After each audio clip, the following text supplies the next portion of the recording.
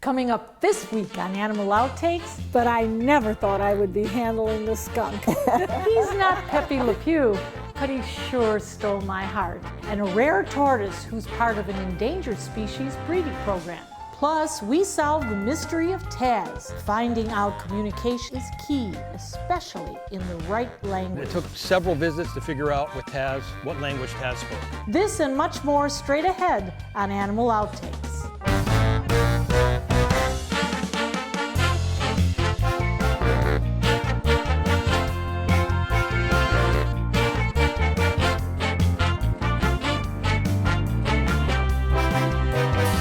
My very own fight or flight response was about to come out in our first segment this week. Luckily, my curiosity won, and I got to meet some skunks. There's quite a devoted domestic following of these descented critters. Licensed people in Florida are allowed to own a skunk as a pet. But as usual, some humans take on more than they can handle. So let us introduce you to a group whose mission is to rescue those skunks. I have handled many an animal during Animal Outtakes 8-year run, but I never thought I would be handling a skunk. Well, you're in for an experience. I guess I am.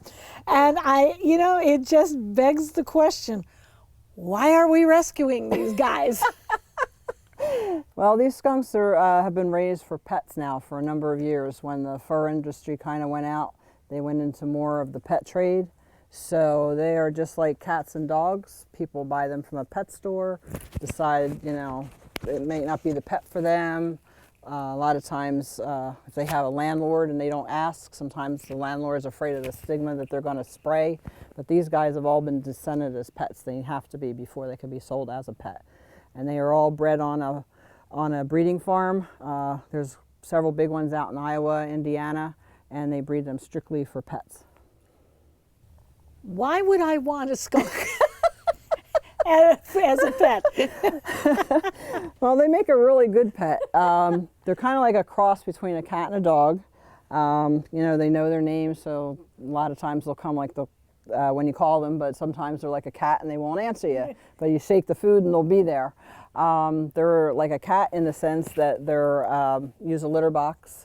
You keep them indoors like an indoor cat. They're more lovable than most cats. I mean, I know there are some cats that are really lap cats, but these are definitely always like a lap cat. They're not as fickle. Yes, they're not as, that's the word I wanted, fickle. And I've got Rascal here. Yes. And how old is Rascal? Rascal He will be is 3 in 3. April. Now, how long is he going to live? Pet skunks live anywhere between 8 and 12 years. Okay, so you got a long way to go, Yeah. pal. Yeah, yes, you do. And he's just holding my hand here. Everything is very, very good. Why did you get into this? Well, I'm into dogs.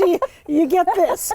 Well, I've always liked unusual pets, and one day we were at a pet store and my husband saw this lady holding this little baby skunk, and so we went, of course we had to go over and see it and hold it and whatnot, and he said, well, I've always wanted a pet skunk, so I said, okay. So I did some investigation and found out that they make a really great pet, and one Friday he said to me, what are we going to do this weekend? I said, well, we're kind of taking a drive to Fort Lauderdale and going to get a pet skunk. He said, a what? And of course, at the time we were doing greyhound rescue, and he made all these dire predictions that the greyhounds were going to eat it, which they never did. They actually got along with it quite well. So they can cohabitate with Yes. with dogs. Yeah, it depends on the dog or even the cat, but they do get along with either. Now, what do? Put a leash on him and away they go? They go for a walk? You can. They don't really walk too well on a leash. They just kind of tend to wander, and if there's a bush, they'll want to go under the bush, but we generally just keep them in the house. Most of us spend our lives running away from these guys. Right. However, they're absolutely beautiful. Yes, they are. Absolutely gorgeous. Now, what do you feed them? They're actually an omnivore, so they eat both meat and vegetation. So we give them a mixture of vegetables that we make into like a coleslaw consistency. and then they get some ground turkey or chicken for the protein. They'll get a little bit of sprinkle of cheese and some olive oil on their food, or some live or freeze-dried mealworms or superworms. So they're eating well. Yes, and eggs. You can feed them eggs. They love eggs. You love eggs, yogurt, cottage cheese. huh? Ooh, cottage cheese too, huh? You're eating large here. Yeah. Now we have a few different colors for sure, if not varieties. So what is Rascal? Just the typical black and white? He's the typical black and white. This is Gus. He's your typical black and white, but he would be considered to have the chip. Thank you. This is a chip because he has the white on both arms and the back legs. He's not cooperating, but there's his white on his back legs. Rascal has no. Right, Rascal has no chips. And this is Smelly May. Smelly May is an albino. Completely white, Yes, pink eyes. pink eyes. And then this is Oscar. And Oscar would be considered a blonde or champagne color. Now, I have to say, Rascal smells beautiful. You must have done something here. Well, and they're actually in cats like cats in that sense, is they do keep themselves quite clean. The only time you get is a little odor is that when you maybe first get one as a baby, because they haven't been spayed or neutered yet. They're always descended but never spayed or neutered as a baby, and then once you do that, then all that smell goes away, and they keep themselves clean just like a cat. Now, what about grooming? Because I think he needs a pedicure. Actually, his nails are just about the right length. Are they now? Yes, there's a quick. There's a quick in them, just like a cat or a dog. So you can see just where that nail curves. You don't want to cut it really any shorter than that, because otherwise you'll cut into the quick. And they get a bath maybe every 2-3 months. Typically, if we're going to be taking them out to an event or something, then we'll give them a bath. So what made you start the rescue? Well, I didn't actually start it. A friend of mine did. She started it when she realized that there was a need, just like with the cats and the dogs, to have a rescue for the skunks. So we did a little bit of rescue back then. We typically get maybe 5-6 skunks in a year. And then in 2015, we became a nonprofit and started getting a broader message out to a lot of people about our rescue, because they had no idea there was a skunk rescue in Florida for their skunk. If they wanted to give it up or whatever, they had no idea what to do with it, because your typical Humane Society or animal control, they won't take it. No. So they had no idea what to do. So now we typically rescue between 25 and 30 skunks a year. Wow. Now, has the COVID had any impact on you whatsoever? Not really, surprisingly, yes. So the skunks have stayed in their home? Financially. Yeah, financially, definitely. Financially. But as far as the number, no, I'd say maybe 1 or 2 maybe because of financial issues, but more just the typical because they couldn't, just it wasn't for them anymore, or, they themselves were having health issues, but not due to COVID. So if somebody decided that they weren't going to have a dog or a cat, but they wanted a skunk, what would they be researching, and what would you suggest? Well, they can research on our website, which is www.floridaskunkrescue.com, and get information about owning a pet skunk. If you want to get one, you need to have a Class 3 captive wildlife permit from Fish and Wildlife. There is a free one you can get, but in order to have or adopt a skunk, you need to have that permit first. Okay. Well, we've had many interesting characters, but I must say, you take the cake. Yes, you do. Thank you so much. You're welcome. Now, if you're ever sprayed by a skunk in the wild, I'm told a mixture of baking soda and peroxide will help remove the stink from you and your dog. And if you're interested in adopting a domesticated descented skunk, go to the FloridaSkunkRescue.com for more information. Coming up next, a rare tortoise with an important job. Stay with us. I think something happened to my family. I'm scared and lonely. What's going to happen to me now? Don't worry, Sonny. Our loving staff at Dantes Den will take care of all your pet needs for the rest of your life. A warm bed, toys, great food, walking, and swimming is all at your paw tips. And if you get sick, there is even a hospital and medical staff to help you get well. Dantes Den, continuing the love.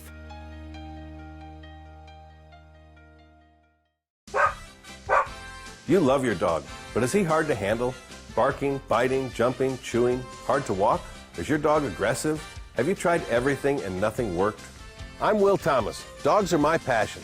I can help you with your dog. My methods are so unique, I only need one session in your home. To learn more, look at my website, willthomasdogwhisperer.com, or call me at 941-377-0243. I can help you fast. These last few months have been challenging for everyone, especially me. I've walked many, many miles. I learned new tricks. I lost my afternoon nap time. I've stayed up many nights watching movie after movie after movie. I'm suffering from cabin fever. I'm in need of a renewed spirit. Dantes Den is the perfect boarding solution for your dog, whether it's an overnight, short, or extended stay. Dantes offers the convenience, amenities, and overall luxury your pet is seeking.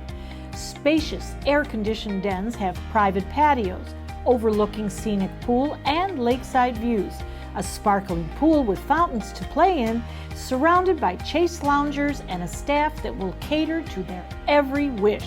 To make a boarding reservation for your pup, call us at 941-219-3730.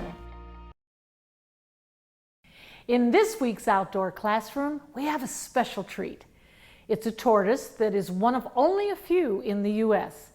It's a type of Galapagos tortoise, and it's part of an endangered species breeding program. Let us introduce you to Mary Kate.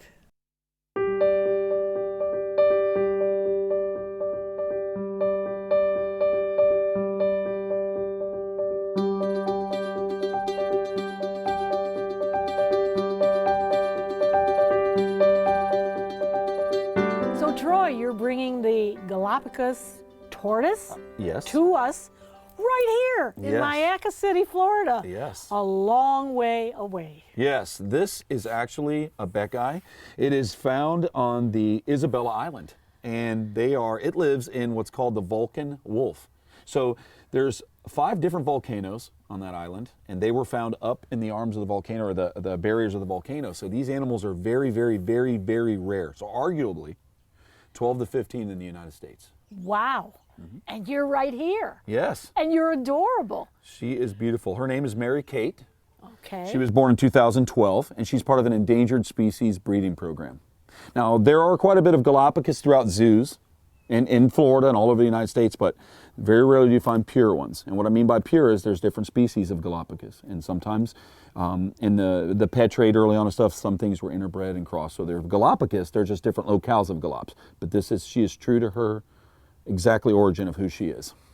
But you know, Troy, I was expecting this gigantic tortoise. You know, that's the pictures that we always see. They're just kind of like this and huge. She's very petite. She is young. She was born, like I said, in 2012, and they're not mature to be able to breed until they're 22 years old. So that's what they told us. And so these animals don't get as big as the other Galapagos. These are actually a smaller locale of Galapagos tortoise. So they get big, but they don't reach the big 600-pound mark like a lot of the other ones do. There's like no other animal in the world. These animals are very, very rare, and they're just amazing. The fact of the size they get, and they're only found on the Galapagos Islands. That's the only place you'll find the Galapagos tortoise. And that is because? You know, there's a lot to that. There's a species called the Chaco tortoise that they related back, that they said was one of the originals, or how it floated out there and just developed. So really, I'm not sure if anybody really knows. I would like to have asked Darwin. So I guess we can do the best we can as we look for dinosaur bones, or we look for things, and we do the best we can to go back in archaeology. But you know, it's like with lemurs. They all started from a mouse lemur floating on a thing. Right, and then they just Yep. went. So these guys are in the pet trade. They're in the zoos. The Beckeyes are not. You won't find Beckeyes anywhere. They're very rare. Like I said, very few establishments have them. But the problem with a lot of these tortoises is the diet. These animals will consistently eat if you allow them to. And where they're from natively, it's very sparse, volcanic. So there's little places of grass, and they have to exercise and climb over rocks and stones and to eat. But a lot of people will get them, and they'll feed them and feed them and feed them. And what does that do? That shortens their life. Sure. What is their lifespan? Well, arguably, they could live up to 300 years. So it just depends on where you go, but definitely over 100, definitely over 100 years old. And like I said, not able to have little ones until they're 22. Now, we talk about the pet trade and what works, but what really, really doesn't work with the pet trade. Right.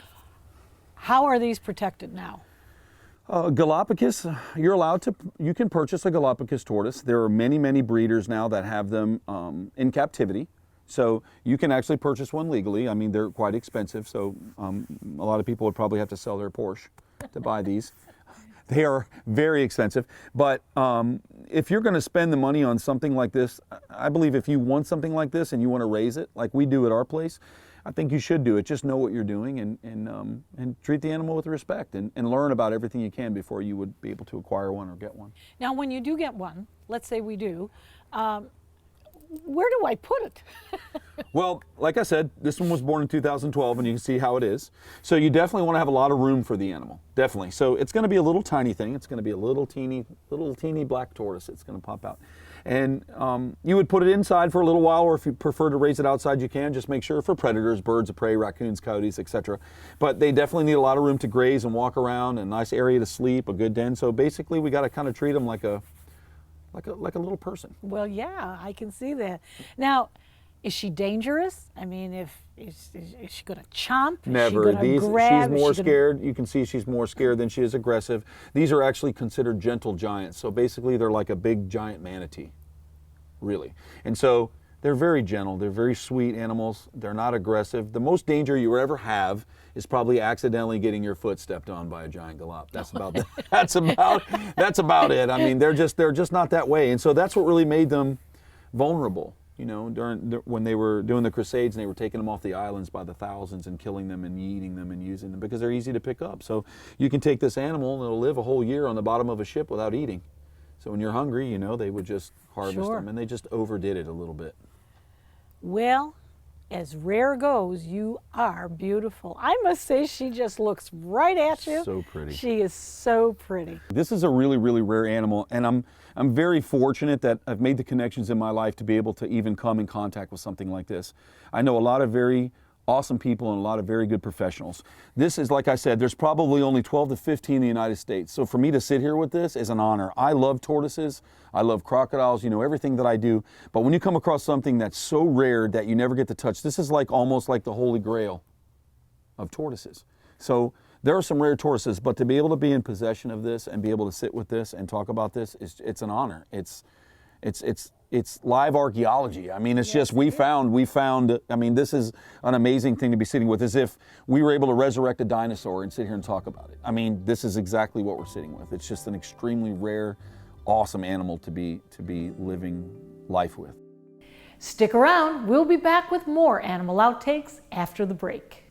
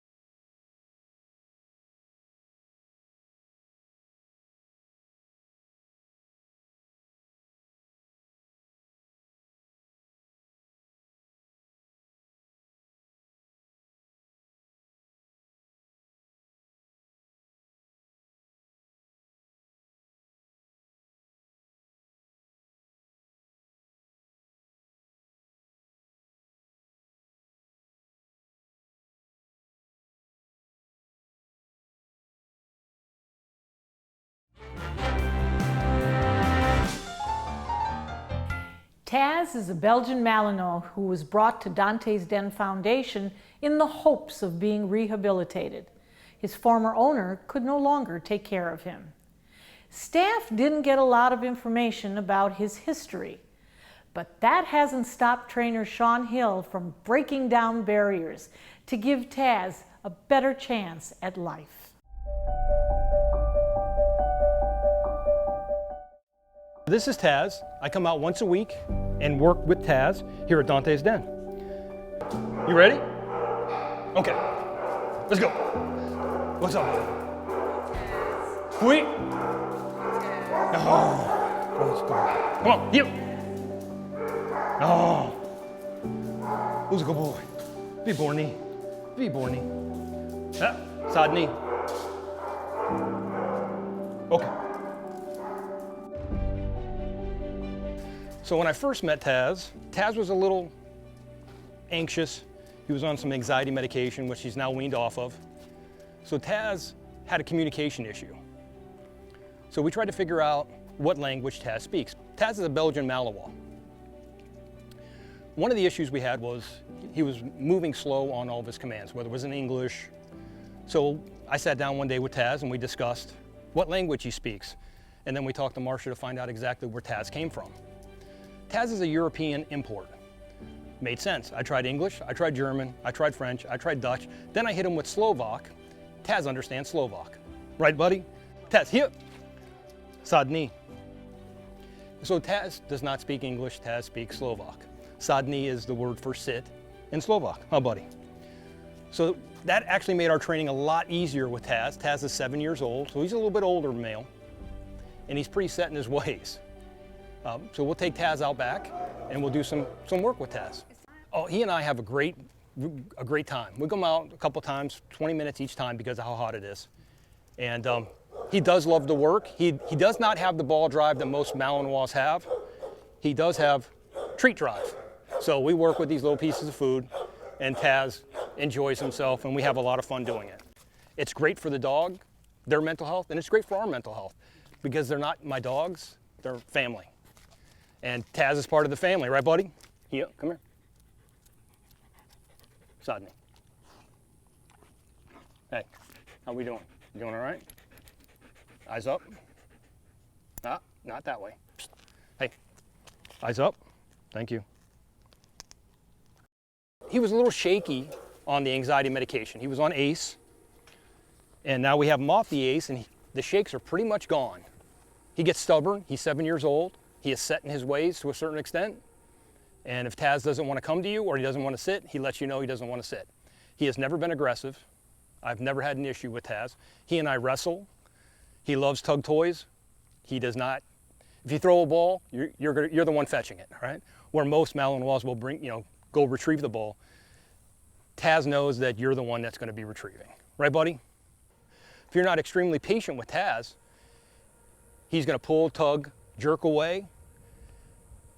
So by helping him, he is helping me with patience. The kennel hands do a great job taking care of the dogs, but he needs somebody to give him a little bit more. So we come out here, we have fun. We don't just do this. We'll play tug of war, we'll wrestle. So it's not just coming out, sit down, stay, recall. We walk around the lake. He will walk the bridge with me. He would make a great companion for a family that is active and wants to go out and enjoy long walks. Okay, say hi. Taz's owner lived in a homeless shelter. So Taz lived in a homeless shelter with his owner. And now he's gonna run. Because now he knows it's playtime and he's going to the dirt hole. So he believes that this is his favorite pastime, and he will come out with a whole face full of dirt because he is using his nose to, oh, he'll be there a while.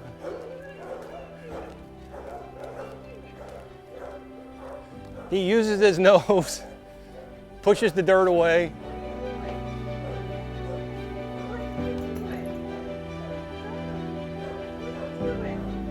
This is his favorite part of the day after we finish training. For more information on the programs to help dogs like Taz at Dantes Den Foundation, go to dantesden.org.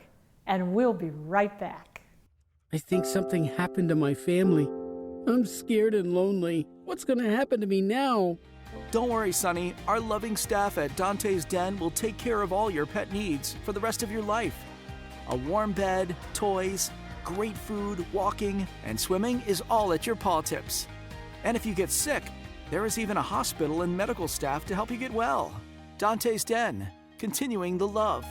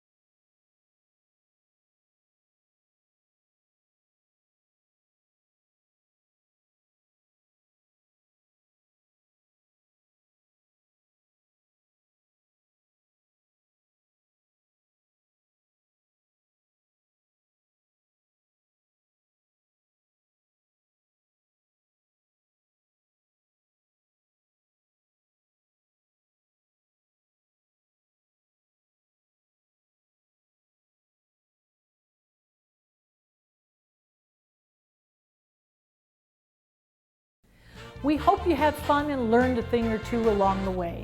We'll be back here again next week with more animals and even more encounters. Until then, thanks for watching. Are there any diseases? Whoa.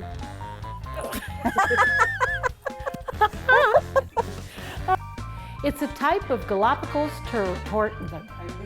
Yeah. You're bringing the Galapagos turtle and the island really to us today in Mayeka. A tortoise. You want Tortoise. to get it right. Galapagos tortoise. Okay. All right, let's try it again. Okay. Galapagos tortoise. So Troy. Yes. We're having too much fun here. Let me rub it. Good luck. Too. What do you get when you cross a turtle with a porcupine? A slowpoke.